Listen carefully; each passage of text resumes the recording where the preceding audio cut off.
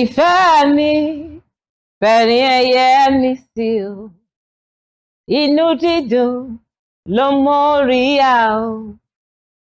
Ìfẹ́ mi, ayọ̀ mi, onítèmi, ọ̀rẹ́ mi, ó yá smile for me. Ìfẹ́ mi, gbogbo ẹ̀yin ará lé mo mọ̀ pé tí ń bá mi kọ́ lọ, ẹ̀yin náà ẹ smile fún dádì. Kí ló ń ṣẹlẹ̀? Dádì obìnrin nìkan kọ́ ló máa ń smile. Ẹ̀yin náà ẹ smile fún mọ́mì nítorí pé inú ilé tí ìfẹ́ bá ń gbé ẹ̀rín máa ń wà ń bẹ̀ ní gbogbo ìgbà. Eléyìí náà mo tún fi ń kí yín káàbọ̀ sí àkọ́tún ètò oṣù ìfẹ́ tá a wà yìí pẹ̀lú àwọn olólùfẹ́ méjì tí mo tún gbé wá léni. Orúkọ tèmi Ọlá Ọ̀nàbàjọ́ Ayọ̀olúwaṣeunlá fún mi aláṣàkẹ́tì gbọ̀ngàn tí ò kọ́ mọ̀ ìyá gbogbo ìfẹ́ lórí Orísun tẹlifíṣàn. Òun náà la wà tá a ti ń dábí ẹ̀dùn tá à ń rọ̀ bí òwe tá à ń ṣe kíni tá à ń ṣe oṣù ìfẹ́ yìí lóní mẹ́lọmẹ́lọ. Èèyàn àlejò mi ẹ kú kalẹ̀. Ẹ rọra sà, ẹ rọra mà. Ẹ kú dédé àsìkò yìí. Ẹ ṣeun. Ṣàlàáfíà lẹ dé. Bẹ́ẹ̀ ni o, ẹ ṣe. Gbogbo ilé ń kọ́. Àdúpẹ́ wọ́n wà dáadáa. Olúwa ṣeun. Ẹ jẹ́ n béèrè lè lọ́wọ́ bọ́dà mi. Ẹ bá mi dárúkọ ìdílé yín fún àwọn aráalé. Ìdílé Ogochukwu. Ẹ sọ̀rọ̀ sókè o. Ìdílé Ogochukwu lọ́mọ wá sí. Ìdílé Ogochukwu lọ́mọ yìí sí. Yorùbá sì dùn lẹ́nu yín báyìí. Ṣọ́ọ̀pù náà kù. Ọmọ ńlá tó ń sọ Yorùbá. Sísítà mi ẹ̀yin náà bá ń kí àwọn aráalé. Ẹ̀yin aráalé mo kí yín ṣe dáadáa lé wa. Orúkọ tèmi ni Ayọ̀mídé Ogochukwu, ọmọ onílẹ̀ Ìjẹ̀bú, àyàwó onílẹ̀ Delta, IODG, ìyàwó Òdògún, number 1. Ẹ ṣàfẹ́ ṣọ́ ara yín pé sọ̀rọ̀sọ̀rọ̀ la wà. Orúkọ tèmi ni lẹ́yìn ìgbà tí bọ́dà mi ti sọ pé orúkọ ìdílé wa ni ṣùgbọ́n a ti fún yín torí a ti mọ̀ pé tẹ́ bá ti rí kámẹ́rà báyìí bíi pé kẹ́ ẹ máa sọ̀rọ̀ ni. Bẹ́ẹ̀ ni bó ṣe wà nìyẹn. Ẹ ti káàbọ̀ lẹ́ẹ̀kan sí. Ẹ ṣé. Ó dáa ọmọ wọn ní Jẹ̀bú àyà wọn ń Delta. Bẹ́ẹ̀ ni. Ó lọ fá o. IODG, ìyàwó Òdògún.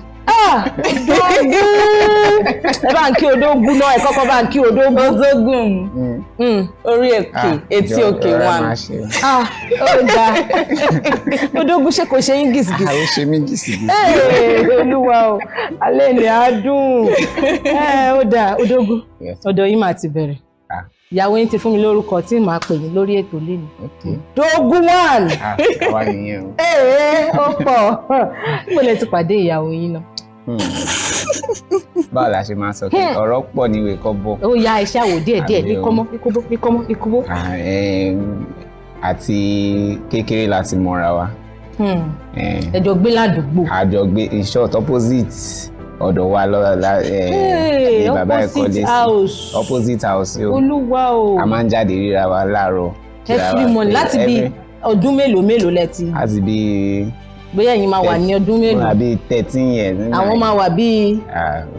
Kápẹ́ bí 10 àbí bí 7. 12 yẹn. A máa wọ 11. A máa wọ pátá. 11 12 o. Ó yá ẹnì ṣòlẹ̀. 11 láti òun wà ní 11 èmi wà ní 12. Ìgbà yẹn àìtí fẹ́ra wa o. Ṣé wàá fẹ́ra yín ni I am 17 you are 16. Ó sì jẹ́ ọ̀rẹ́ wa so ìgbà yẹn àwa lọ school. A ṣe school tán. Làwa padà wá sí èmi ṣe NYSC lẹ́kọ̀ọ́. Òun náà dẹ̀ ti ṣe NYSC ní Benue. Àwa padà pàdé Ebonyi sorry. Àwa padà pàdé ní Èkó. So ẹ tún padà jáàmù padà ṣé inú ibi ilé yẹn náà ni. Èmi ránṣọ nínú ilé bàbá àtẹ̀mí. Mo wá pè wọ́n pé kóun wá bá mi ṣe 1 or 2 things. Ilé yín sì fèsì ara wọn. Ó sì fèsì o. Ìgbà yẹn òun wà lọ́dọ̀. Dádì yín try. Lọ́dọ̀ family wọn ní somewhere around I think Arepo side or something. Then ó wá ìgbà tó wá làwa bẹ̀rẹ̀ sí toast ara wa. Ta ló toast ara wa bí wọ́n ló toast mi? Ẹ̀yin ránṣọ. Ṣé máa ń ránṣọ ni? Máa ń ránṣọ. Ẹ máa ṣọ́rán. Ẹ lè sábẹ́rẹ́ dowó báyìí. Yes. Di tailor. Ẹ̀dẹ̀ tún kílẹ̀ kà nílé ìwé gíga. Accounting. Mo fẹ́ òbí ẹ fẹ́ sọ pé fashion kìíní kan. Ó dáa níjọ́ tí ẹ ránṣọ yẹn. Ẹ ránṣẹ́ pé wọ́n. Ṣé tí nurse feeling yẹn tẹ́lẹ̀ ni? mo ti kọ́kọ́ pè lórí call mo ti sọ fún pé mo dẹ̀ like ẹ o mo dẹ̀ ti wo list àwọn palatable partner mo dẹ̀ wo pé ó dà pé eléyìí ló máa wà okay ó máa wò lè bẹ díẹ̀ ó máa wà romantic yes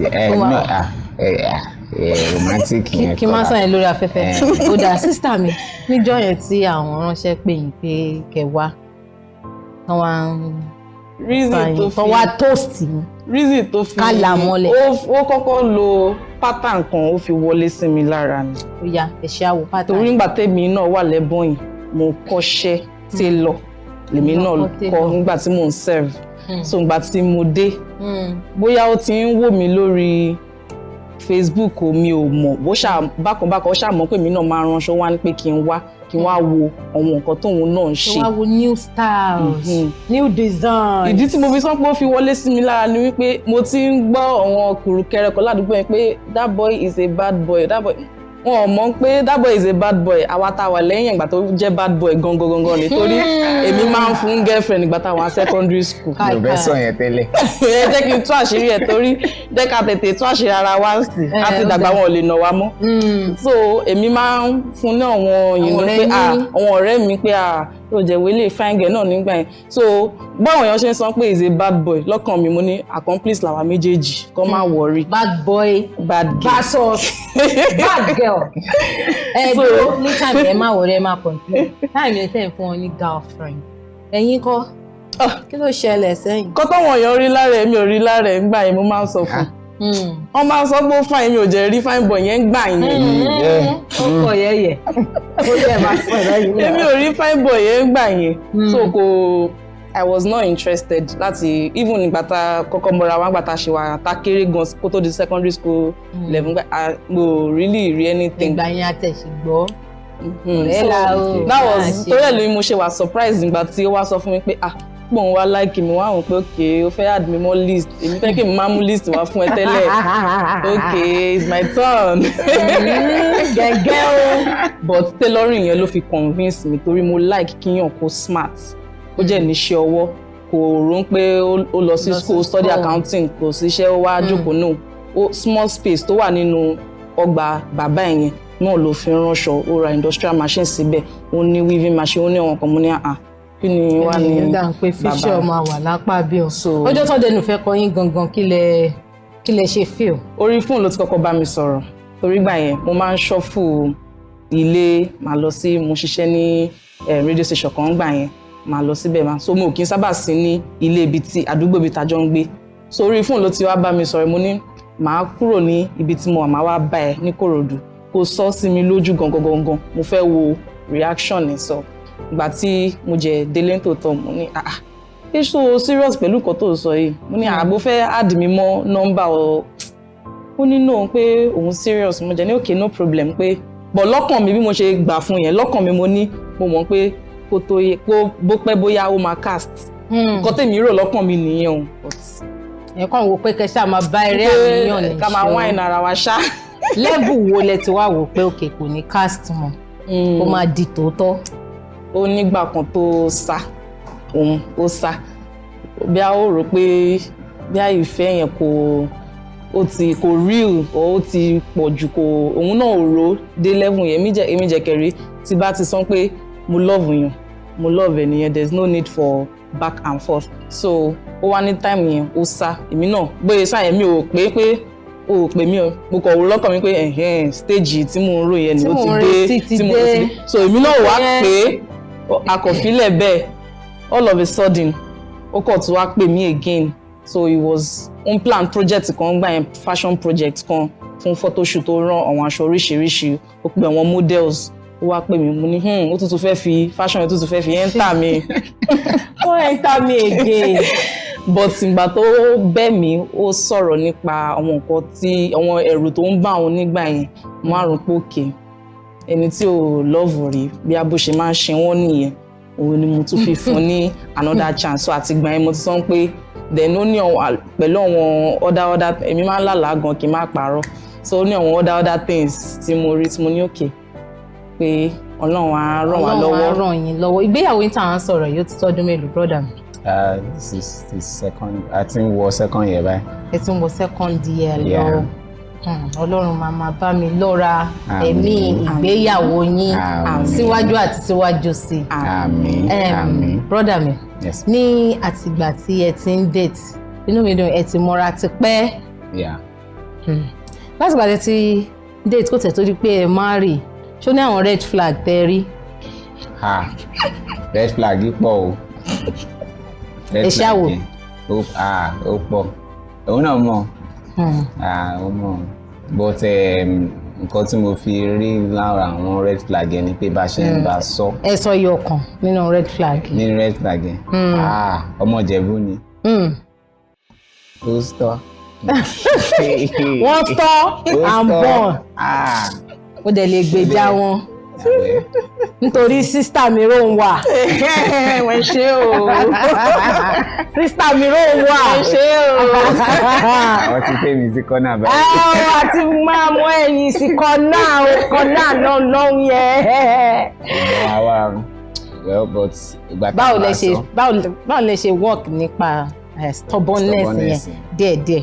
So mo notice pé òun kì í ṣe pé ó kọ́ máa ń dédé stubborn bẹ́ẹ̀ yẹn, ó máa ń nídìí tó fi ń stubborn, but expression bó ṣe máa ń express bó ṣe máa ń feel ló máa ń dàbí pé àwọn èèyàn máa misunderstand ẹ̀ pé ọmọ yìí stubborn.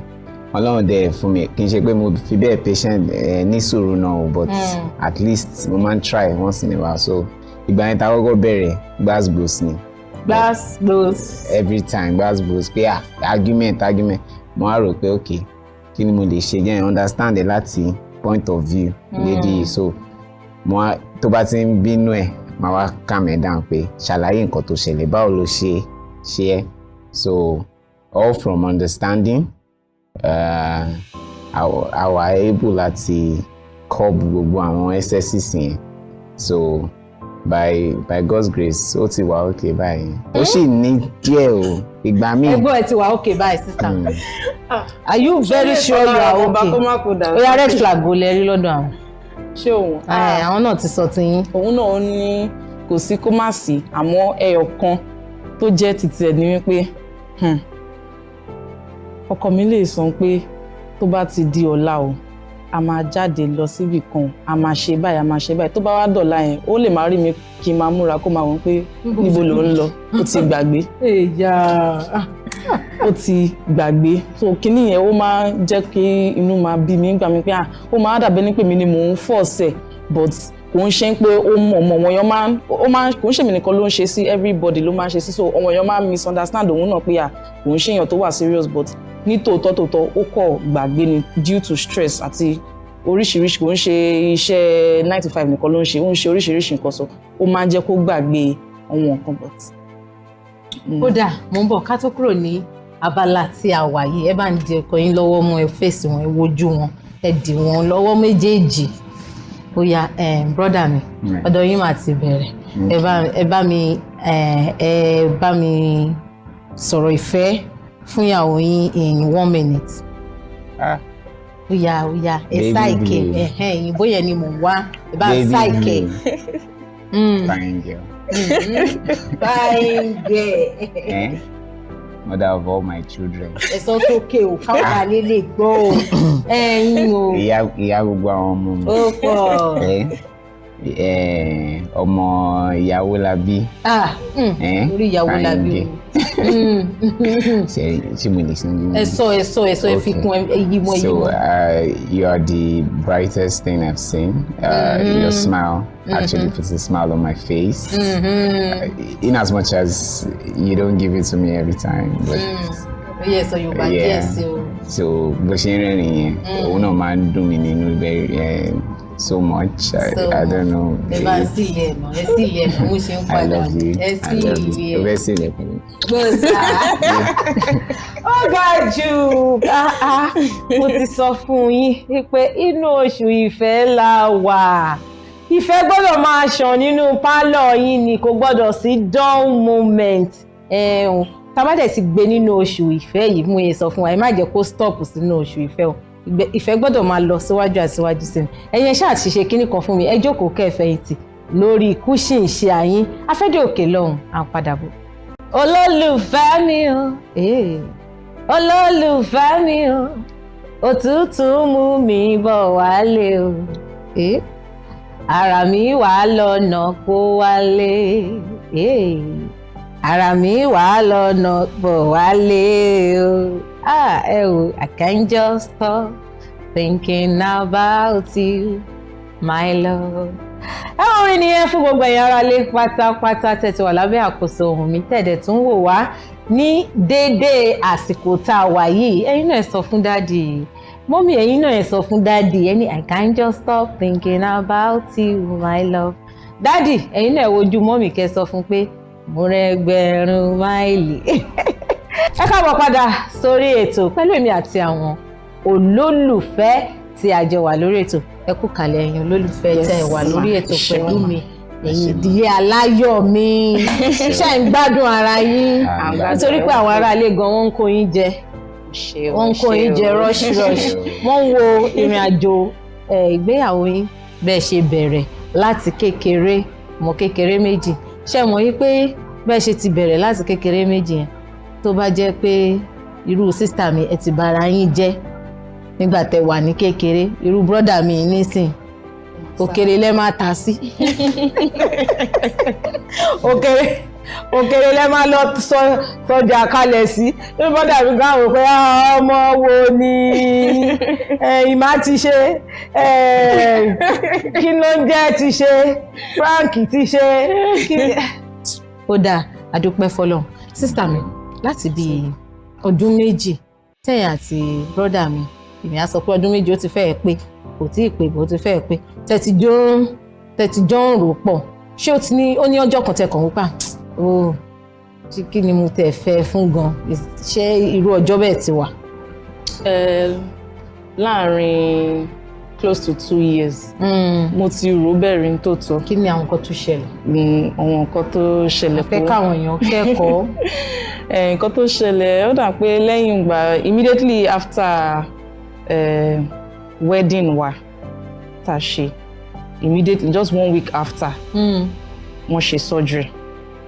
So kò sí nǹkan tó ń jẹ́ honeymoon, kò sí nǹkan kan bẹ́ẹ̀. So kò ń ṣe surgery time yẹn gangan ló wá jẹ́ kí n rò ó pé kíní o gẹ́gẹ́ bí ọmọ ńnà tóun jẹ́ ìgbà tá a dé láti hospital tí ó ti ń recover ó ti ẹ̀ wo gbogbo wàhálà tí mo ti go through àti gbogbo ẹ̀ ó wá ní ìkọ̀kọ̀ tó sọ nígbà yẹn wọ́n á wò ó pé pé ṣé ẹni yóò pítì mi ni mò ń sásọ mò ń sá síbi mò ń ṣe gbogbo ẹ̀ ìgbà yẹn kẹrẹ ewédú nìkan àti àmàlà fẹ́lẹ́fẹ́lẹ́ ló lè jẹ láti encourage nǹkan tèmi náà wá ń jẹ nìyẹn àdáná àṣe kọ́kọ́ so kí ẹ wá ro irú gbogbo àwọn sacrifice yẹn kíyàn kó wá sọ̀rọ̀ kò jẹ́ ń ṣe pé ó ń mọ̀ọ́mọ̀ ara ibi tèmi náà ti kọ́ ni wípé kò mọ́ ṣàìdá torí àwa Yorùbá a yàtọ̀ sí àwọn Delta so òun ò mọ ọ̀rọ̀ àwọn ọ̀rọ̀ bẹ́ẹ̀ yẹn kò mọ́ ṣàìdá so nígbà yẹn mo wá rò pé ṣé mo kò ṣe kí mo tẹ̀ tí wá lọ ṣe mistake báyìí. ṣe pé wọ́n ń ṣàṣì ni mo wọ̀ ìbáyìí Ọlọ́run. but adúpẹ́ lọ́wọ́ Ọlọ́run pé irú èrò bẹ́ẹ̀ rò wá sọ́kàn mi mọ́ láti lẹ́yìn ìgbà yẹn. èmi tẹ̀ rò pé ìgbà tí brọ́dà mi ṣe surgery tán bóyá wọ́n kàn lé yín mú from different hours mẹ́fà tí irọ́ o. kódà brọ́dà mi ṣe àwọn time kan yẹn gbà yẹn náà ṣó ti wá látọ̀dọ̀ tí ẹ jẹ́ ń gbọ́. lóòótọ́ irú àwọn kíní ẹ̀ ti wá sáyé and kì í ṣe pé kò a plan àbí kankan so nǹkan tó ṣẹlẹ̀ gangan ni pé àṣà èdè Yorùbá ó yàtọ̀ sí ti tọ̀dọ̀ wa nígbà yẹn tá a ṣe bẹ̀rẹ̀ kò wá fẹ́ jọra ẹ̀gbọ́n wò pé kí lẹ kóra yín sí Chinedu wà bẹ́ẹ̀ Chikodi wà bẹ́ẹ̀ Chidinma wà bẹ́ẹ̀ kí ni mo wá kiri nǹkan tí mo bi tí ìbéèrè mi tó next lọ nìyẹn ọ̀dọ̀ yín ni wípé ẹ̀yin náà ẹ rí Chidinma ẹ mú ẹ rí kí ni nǹkan tẹ rí nínú wọn gangan. ẹ má parọ́. kẹ má jalè. má jalè. ṣeré dúdú tó dúdú yìí. dúdú tó dúdú yìí ló wù mí o ó pọ̀ àbí gíga tó ga ni. Pẹ̀lú gíga yẹn náà ọmọ tó set. eré mi mọ̀ pé èmi ò fi bẹ́ẹ̀ ga jù mo dẹ̀ ní ìdẹ̀ àti compliment. fẹ́ lọ bírí. mi ò fẹ́ lọ. dáàdi ẹ bá mú kínní ok àwọn yẹn náà èèyàn ni wọn. àbí o. bẹ́ẹ̀ ni Ọlọ́run dá yín ní àwòrán ara ẹ̀ àwa ń ṣe ẹ̀fẹ̀ ní bíbá ẹni brọ́dà mi dúdú tí ẹ rí àti gíga ìwà ńkọ́. ìwà wà ń bẹ àti pé kéèyàn mọ nǹkan tóun ṣe tóun bá ti fi mind ẹ̀ sí nǹkan ó máa make sure pé ó follow through pẹ̀lú kíní yẹn pé ó make sure pé ó máa ṣe bóun ṣe plan ẹ̀ gangan. ẹ̀dẹ̀ ti rí lára wọn. mo ti rí lára ẹ̀ láti lẹ̀. ó dẹ̀ máa lè tó lé torí nǹkan tó wà very important fẹ́mi. ẹ jẹ́ ẹ sáré béèrè àwọn èèyàn máa ń sá fún ṣé ti ever ní disagreement nípa ìbálòpọ̀ ìfẹ́ fi gbogbo ẹnu sọ nípa ọ̀rọ̀ ìbálòpọ̀ nínú ìgbéyàwó yìí. òyìn ó normal ó máa ń wá sáyè ṣùgbọ́n ọgbọ́n náà la máa fi ń. kí ló máa ń sísítà mi ẹ̀yin ni kẹ́ ẹ̀ dáhùn jàre bọ́dà mi ti fẹ́ máa sún mi. ó yá ìgbà wo ṣé disagreement ti wà rí when it comes to intimacy. ó yá ẹjẹ́ àwọn kí ló fà ṣẹ́jú méjì. àti ṣe round table lórí ẹ̀ dáadáa nípa intimacy torí tóun bá lọ sí ibi iṣẹ́ èmi náà mo ti lọ sí ibi iṣẹ́ ọ̀dọ̀ mi 5:00 kò tẹ̀ gbọ́dọ̀ bá èmi ń lé ń tèmi so gbogbo tó bá ti ń complain máa jẹ́ kó mọ̀ wípé ṣé wọ́n mọ̀ pé tí wọ́n bá ti lọ tó bá ti dé oúnjẹ tó máa jẹ ó ti wà ńlẹ̀ èmi báyìí mi ò jóúnjẹ gbóná bíi ti tiẹ̀ nítorí tí bá dáná tán alọ́mọ kékeré tí mo máa attend sí èmi ni máa ṣe assignment èmi ni máa bá ṣe kíní máa fọbọ́ máa ṣe gbígbẹ so mo explain fún ni pé àti wípé obìnrin ni mí àwọn hormonal changes nígbà míì ó máa ń contribute sí mood mi explanation yẹn ni mo ṣe fún tóun náà fi bá mi understand ní ìsìn bó ṣe wà òun ló máa ń rán mi létí pé. ó túmọ̀ sí pé tẹ́lẹ̀ tí bọ́dà mi bá ti ní ó yá ẹ máa sọ pé kò tí ì yá inú ẹ̀yin fúnra yín lẹfẹnu yín ṣàlàyé o èmi kàn deduce fáàtì díẹ̀ nínú àlàyé àti ẹ̀jẹ̀. challenge wa kò ń ṣe pé tó bá sọ pé ó yá mo rò ṣé táìmì ẹ mi ò sọ pé kò yá rí o problem ibi táwọn ti ní problem pẹ̀lú èmi ni pé èmi náà kì í make attempts èmi dẹ̀ máa sọ fún pé tèmi bá ti ṣe wàhálà lọ kò tẹ̀ kí n cross mind mi. ìwọ short down kẹ mo máa ń wọ̀ but ó máa ń sọ pé mi ò kí ń gbé súnmọ́ bìjà ni pé má bínú èmi ò kí ń ríro nítorí gbogbo wàhálà tí n bá ti ṣe látàrọ gbogbo ọkàn mi pé kò dé láti ibi iṣẹ́ kò jẹun kò wà òkè mo máa ń skip wa. oúnjẹ mi wá ń kọ́ ó máa sí mi ó máa ṣe oúnjẹ mi kọ́ oúnjẹ ṣé ẹ rò pé èèyàn gbọ́dọ̀ wà nípa oúnjẹ mi nípa àkàrà nìkan nípa oúnjẹ mi kọ́. àwọn oúnjẹ yẹn wà important ó ṣe pàtàkì ẹ sí nìyẹn. ó dà kí ni sísá mi kí ni love language ọkọ yìí báwo lẹ sí kí ni òyà. nǹkan tí mo fi ń pè lódógó jù bẹ́ẹ̀ náà owó ni. òdógó títí yín kọ́ o. òun náà ni tóun máa fi ń hàn sí mi. àbí títí yín ni kẹsàn. okay love language. ọkọ yín ni kẹsàn ọkọ yín lásọ tí yín. love language tóun máa fi ń hàn sí mi. owó ni. títí wọn gangan tí yín nìyẹn tí yín lẹ̀ ń sọ yẹn. nǹkan tóun máa fi ń hàn sí èmi o owó ni. ó yá. language títí ẹ̀ owó ni. ó dáa. owó ni ó máa ń tẹ̀ every time. kò sí kí n má béèrè gan. má kọ̀ déédéé rí owó náà máa ní just use it to buy something for yourself. odogun why now. èmi dẹ̀ máa tún máa sọ pé you know everything is not ibi tí owó yẹn pọ̀ dé èmi máa tún máa sọ pé everything is not money it's not money do this nǹkan tó bóun ṣe mọ wọ́n ṣe ń fi ìfẹ́ títí ẹ̀ hàn nìyẹn. wow ẹ̀yin dẹ̀ like ẹ̀ bẹ́ẹ̀ àbí ẹ̀yin ní act of service ni love language tèmi like o kí n máa ṣe báyìí kí n máa gbé báyìí pọ̀ náà kó máa bá mi gbà ó jẹ́ máa ń gbìyànjú ó máa ń gbìyànjú torí nígbà míì mo lè máa ránṣọ nínú ilé kó sọ pé ó yá kúrò ń bẹ̀ lọ sùn ó máa bá mi ṣe tá bá wà nílé mi ò wulẹ̀ mọ torí àyà dídùn mo mọ bó ṣe ń gbálẹ̀ ó máa bá mi gbà. ó dá ẹjẹ ìbéèrè lè lọ́wọ́ ọkọ yín sí ẹ̀yin like láti máa fún ìyàwó yín lówó as odogu concern ẹ dẹ̀ ti wá rí i pé ìyẹn ò kí ń ṣe love language ìyàwó yín a máa ń sọ lórí ètò dáadáa tàbí lórí afẹ́fẹ́ báyìí ní gbogbo ìgbà tá a bá ti wà ń bí ọ̀pọ̀lọpọ̀ ọkùnrin ló máa ń rò pé owó nìkan níyàwó òun fẹ́ kí lẹ́yìn ṣe wá máa ń balance ẹ̀ tẹ̀tì rí pé ó dà pé ọmọbìnrin òun gan láìkí kó fapá ẹ̀ ṣiṣẹ́ kó pawó kí lẹ́yìn ṣe ń balance ẹ̀. Okay, so tí n bá get the question yẹn dáadáa. Pé láìkẹ́ máa fún wọn lówó bẹ́ẹ̀ rí pé kì í ṣe pé wọ́n láìkẹ́ owó torí obìnrin tí ò láìkẹ́ owó wọn tí ì bí never born. Ẹ get yẹn ó láìkẹ́ owó yẹn but ìyẹn kan ló ṣe kókó fóun.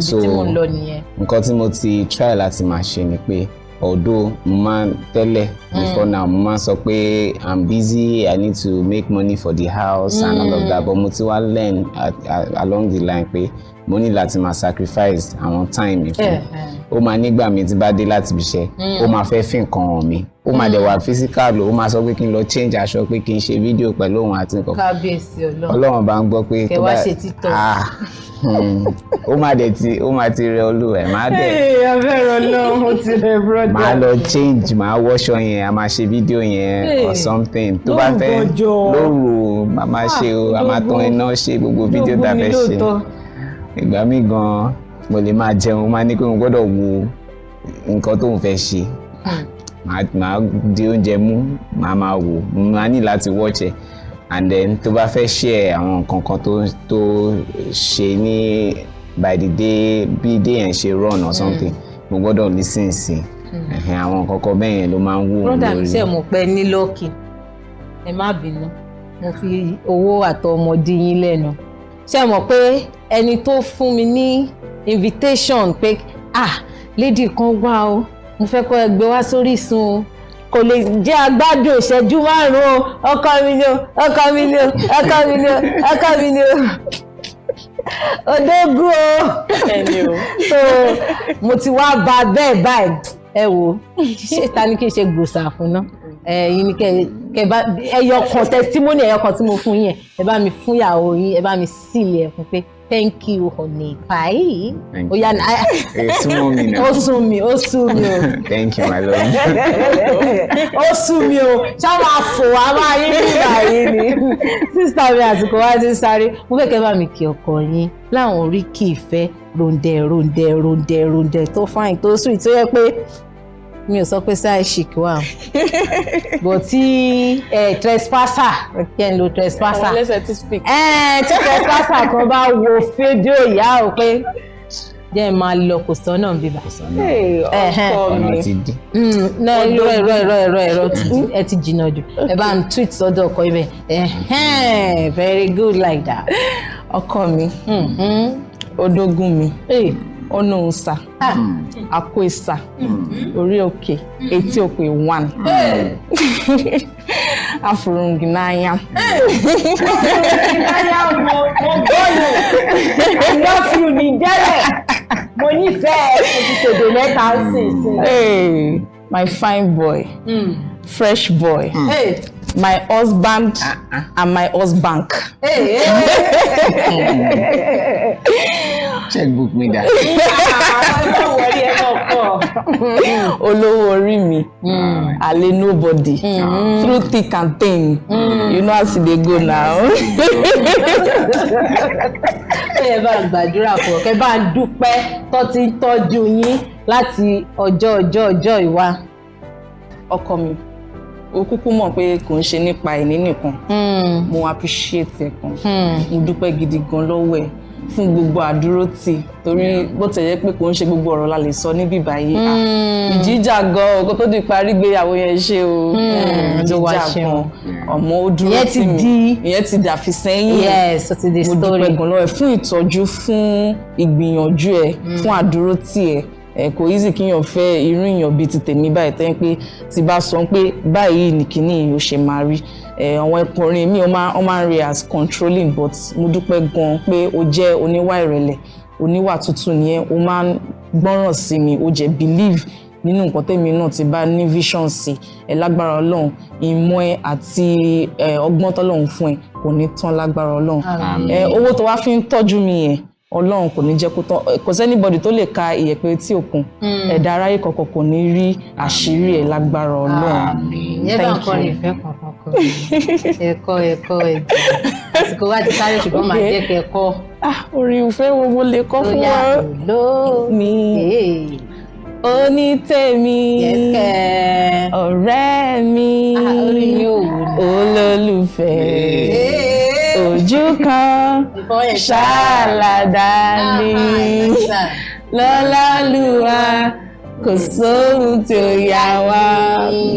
Bọ́sà ayálé iná ṣe kí ni ẹ sì rí ẹ pẹ̀lú dádì ẹ wọ́n jẹ́ kára ní ṣe gbìgbì ṣebí dádì wà nílé mọ́mì náà wà nílé a fẹ́ ká kó ràn yín láti bíbá ká kó ràn yín lé kẹ́yìn náà kẹ́ wá máa ṣe kí ni kẹ́ máa lúwẹ̀ẹ́ lọ nínú agbami kó wá lead sí to the other ṣebí other room náà ló máa lead sí ó di dandan èèyàn lè wá sórí Orísun tẹlifíṣọ̀nù báyìí lọ́kọláya o pẹ̀lú èmi o kò gbọ́dọ̀ má lead to the other room. ókè bí mo ti ń sọ lọ fún wa náà ni wípé ẹ jẹ́ kí ọ̀dẹ̀ wa kó máa dùn torí Yorùbá máa ń sọ̀rọ̀ kan wá ní pọ̀dẹ̀ ò bá dùn báyìí bí ìgbẹ́ nílùú rí kí ló kọ́pọ̀ ṣókí òun náà ní ọbẹ̀ oge ṣókí tèmi ẹ ṣé àdúpẹ́ tẹ́ ẹ bá wa ṣe kíni tẹ́ ẹ bá wa bù láńbẹ̀ mo ní tó bá fi máa di ìgbà míì tí màá tún mú àwọn olólùfẹ́ ìmíì wá sójú ìwòran yín ẹ jẹ́ kí ilé yín kó wà lálàáfíà kọ́dẹ̀ yín kó máa dùn Ọlánàbàjọ ni mò ń jẹ́ lẹ́ẹ̀kan sí aya Olúwaṣeun fún mi aláṣàkẹ́tì yín gangan tí ó kọ́ mọ̀ ìyá gbogbo ìfẹ́ lórí Orísun tẹlifíṣọ̀n ó dàbọ̀ ó dìgbà kan náà ẹ jẹ́ àjọjúwọ́ sáwọn aráalé. All right. Bye bye.